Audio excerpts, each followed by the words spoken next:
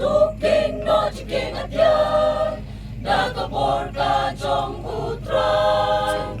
Tuyele tuying Persia, keyboard kap soitan, bangin yo siyang padutray.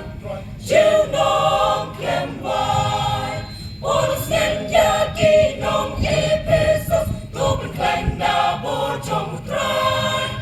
Tuking no yaki chinking atya, iatya di chong ublay. Chinyale kam long yaga do batsna, henrayaki borbaman. Chinyale kam long yaga do batsna, henrayaki borbaman. Tuking no chiking atya, dakabor ka chong utray. Tuyele tuying Persia, keyboard kap soitan, bangin yo siyang padutray.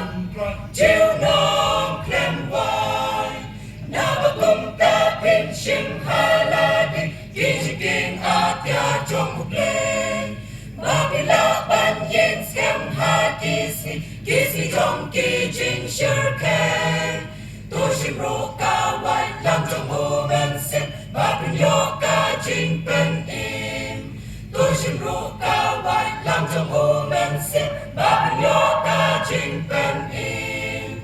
Tuking no chiking atya, nakapor ka chong utray. Tuyele tuying Persia, keyboard kap soitan, bangin yo siyang padutray. Chiu nong klemway, kung ikot sam na temptation ra, tuyeng menta tutur siya pran. Borbaman unwan bang treyani, mantipor bat man kisi. Henry da jing dwai bat ki jing gerpa, Trai unwan pelan. Henry da jing dwai bat ki jing gerpa, Trai unwan pelan. Tuking no chiking atya,